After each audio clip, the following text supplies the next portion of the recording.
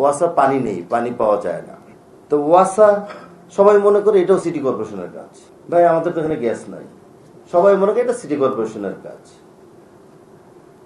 কয়েকদিন আগে 1 নম্বর শাহালি মার্কেটের সামনে গত পরশুদিন রাত্রে ডেস্কো 11,000 ভোল্টের একটা তার ঝুলেছিল, তো ওখানে একটা অ্যাক্সিডেন্ট ঘটে গেছে, এটাও সিটি কর্পোরেশনের দোষ।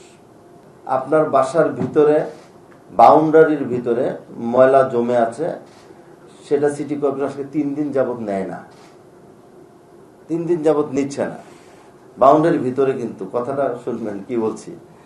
তো এরকম অনেক মুরব্বী আমাকে ফোন দেয় যে আপনাদের সিটি কর্পোরেশনের 3 দিন যাবত আমার কি ময়লাটা বর্জ্যটা কি সেটা।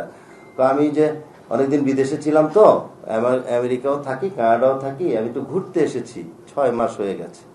তো আমি এসে এই বাসার পাতাগুলো ঝাড়ু দিয়েছি, হ্যাঁ ঝাড়ু দিয়ে এখানে রেখে দিয়েছি, কিন্তু সিটি কর্পোরেশন তো আসছে না। হ্যাঁ, তাই আমি বললাম আপনি যখন আমেরিকাতে ছিলেন আপনার সিটি কর্পোরেশনের লোক কি আপনার বাউন্ডারির ভিতর থেকে নিত? সেটা না, সেটা বাইরে রাস্তার মধ্যে রাখতাম, ওটা নিয়ে যেত। তাহলে তো আপনি বাইরে রাস্তায় রাখছেন না কেন? কেউ যদি আবার বস্তাগুলো নিয়ে যায়, এর জন্য আমি রাখছি না।